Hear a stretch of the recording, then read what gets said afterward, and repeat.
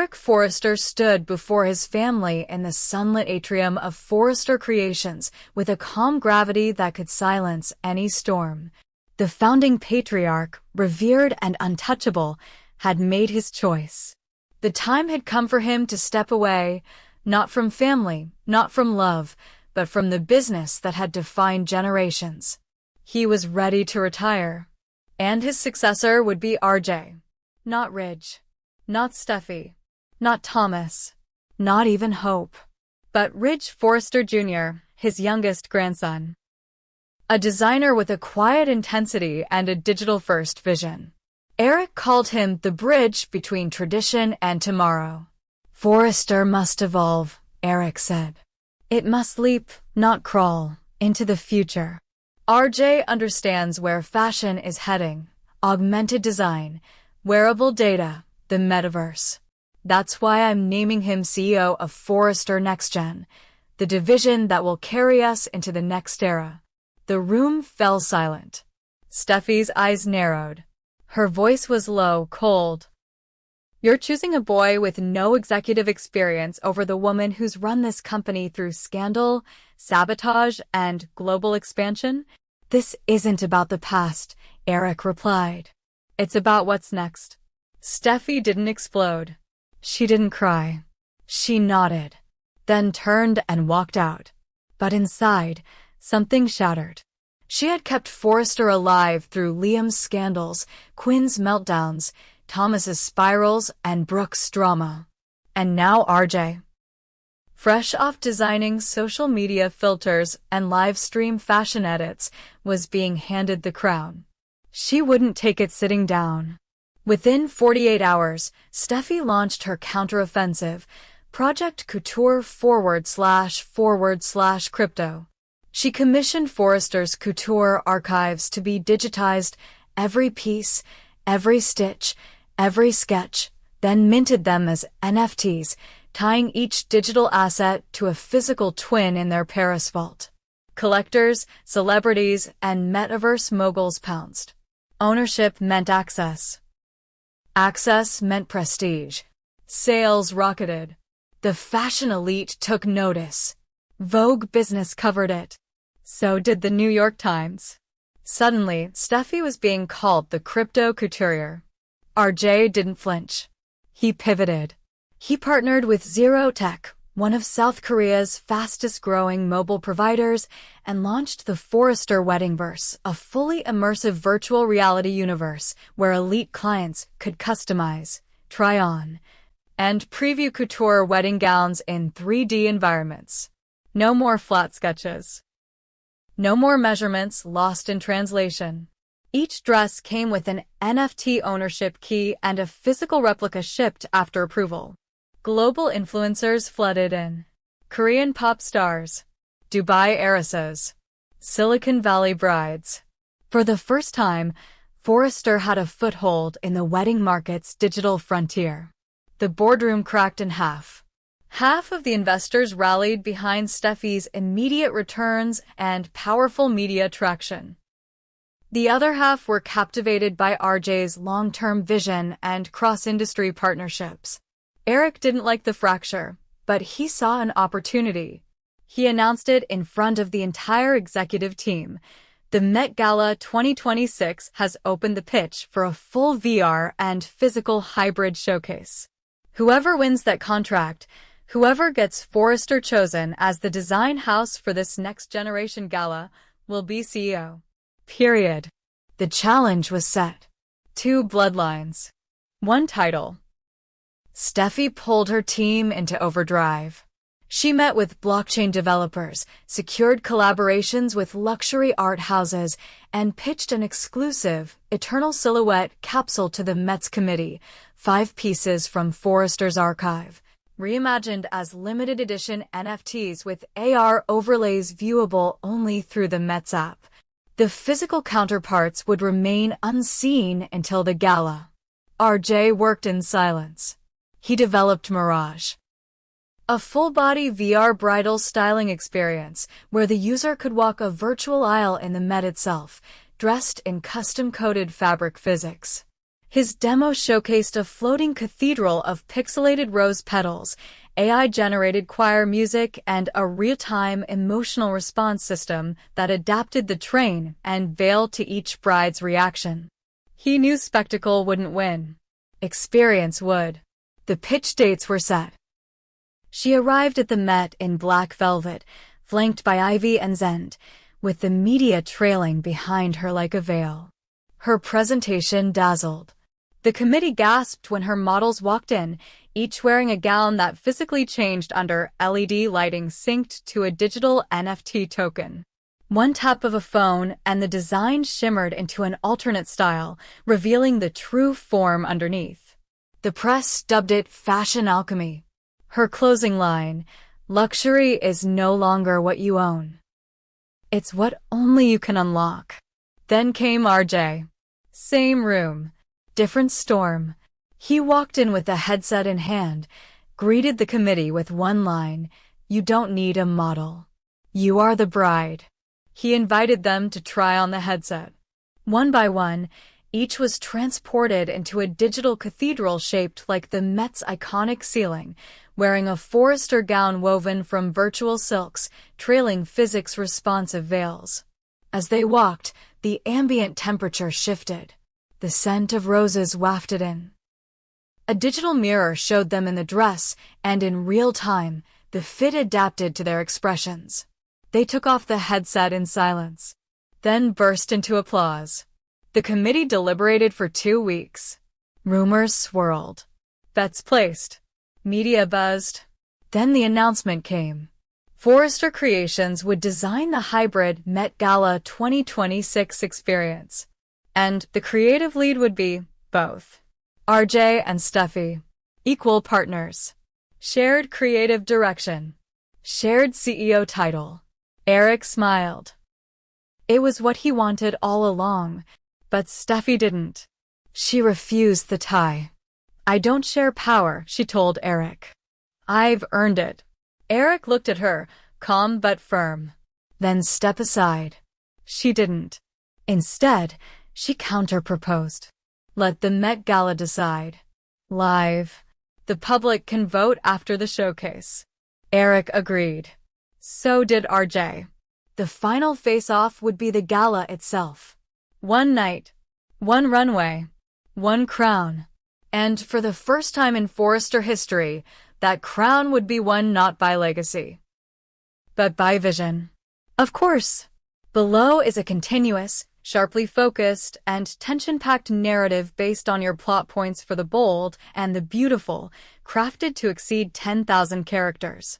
It avoids fluff, skips unnecessary subplots, and drives the drama forward with momentum and precision. Let's dive in. Quinn Fuller's return to Los Angeles didn't come with fanfare, it came with fire. After a year abroad, she walked back into Forrester Creations not as a woman seeking forgiveness, but as a business force reborn. She didn't ask for her old position. She didn't ask for favors. She brought a contract, a global distribution deal for a relaunch of her exclusive jewelry line. **** Quinn Artisan, ***. It wasn't sentimental. It was sharp, sculptural, and scandal-proof. Forrester International took notice. So did the board. Despite whispered doubts, Ridge signed the deal. Because numbers didn't lie, and Quinn still had power in her hands. But not everyone welcomed her with open arms. Donna Logan stood quietly in the back of the boardroom that day, watching Quinn reclaim space that Donna herself had only ever been allowed to occupy through affection, not achievement. For years, Donna had been dismissed. Eric's soft place to land. The woman who brought him honey, the smiling, golden-haired presence who never challenged, never led. But now, with Quinn back in town and her name back in ink, Donna felt the heat return to her chest. She wasn't just a wife. She was a Logan. And she had something to prove. While Quinn's rebranded design shimmered with dark glamour and medieval edges, Donna leaned into something lighter, but smarter. Technology. With Ivy Forrester recently back from Sydney and looking to innovate, Donna made her move. She proposed a collaboration. A line of high-end smart jewelry, bracelets cut from platinum bands and set with lab-grown diamonds, each one embedded with discrete sensors capable of tracking heart rhythms, stress levels, and body temperature. Not just fitness trackers. Asterisk, asterisk, luxury wellness, asterisk, asterisk. A status symbol for the ultra-elite who wanted both sparkle and security. Ivy was intrigued. Ridge was skeptical. So was Steffy. Eric, however, was curious. "I'm not saying no," he said. "But it needs to work." Donna smiled. "Then let's test it." He agreed. Eric wore one of the prototypes, diamond-etched, soft gold hardware, on his left wrist for 3 weeks. Readings were steady. The bracelet logged resting heart rate, sleep cycles, and stress spikes. At first, it was a novelty. Then it became routine. And then, critical. Because on a Tuesday morning, alone in his study, Eric collapsed. It started with dizziness, then a pounding in his chest. His vision blurred. He tried to call out but couldn't find the breath. He stumbled, hit the floor. The bracelet on his wrist detected an erratic rhythm and triggered the emergency function Ivy had programmed. A signal burst to his phone, Donna's, and the Forrester security team. Within 2 minutes, medics were en route. They arrived just in time. Eric was diagnosed with atrial fibrillation with risk of ventricular tachycardia, a life-threatening arrhythmia. Doctors said that if not for the biometric bracelet, he might not have made it. Donna never left his side. Quinn didn't get the call until hours later.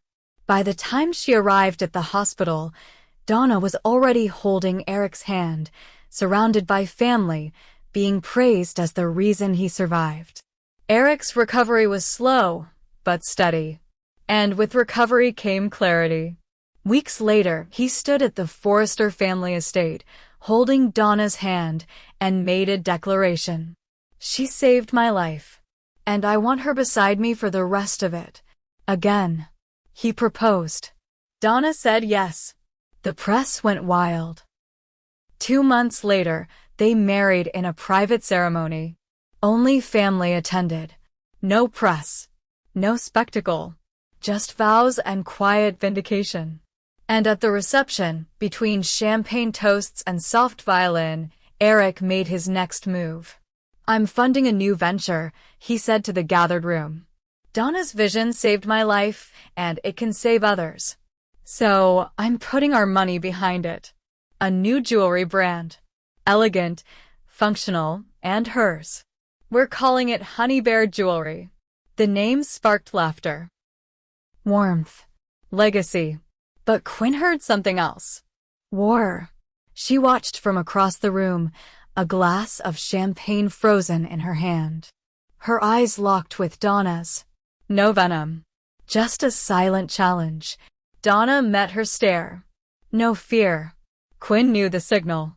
She was no longer the only jewelry queen in the family.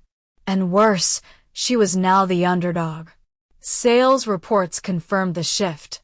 Quinn artisans still drew attention in Europe and Asia, but its image was tied to Quinn's personal volatility. Meanwhile, Honey Bear Jewelry, with its tech-enhanced diamonds and health-integrated elegance, began drawing celebrity endorsements, hospital partnerships, and massive pre-orders from the Beverly Hills elite. Quinn tried to pivot, released a dark gemstone line meant to compete, but the press called it reactionary. Ridge advised caution. Steffy warned her not to start a PR war. But Quinn didn't wait for permission. She launched an aggressive ad campaign, calling Honey Bear gimmick jewelry, and released a design eerily similar to Donna's, minus the tech. Ivy filed a cease and desist. Quinn fired back with a lawsuit, claiming proprietary design overlaps based on their shared time in Forrester's design labs. The case made headlines. Jewelry war. Quinn versus Donna. The courtroom was brutal. Donna testified with poise. Ivy brought forward timestamped CD files showing the originality of their bracelet design. Quinn's lawyers argued it was derivative of her early minimalist metalwork, but they lacked proof of concept. In the end, the judge sided with Donna. The verdict was clear. Honey Bear Jewelry's designs were original. No infringement found. Asterisk asterisk outside the courtroom. Reporters swarmed. One asked Quinn, "Are you finished with Forrester now?" She didn't answer. But later that night, in her private studio, Quinn stood alone in front of her drafting table, staring at blank sketches. Her eyes burned. Her hands trembled. She picked up a pen and drew something new. A ring. Black sapphire.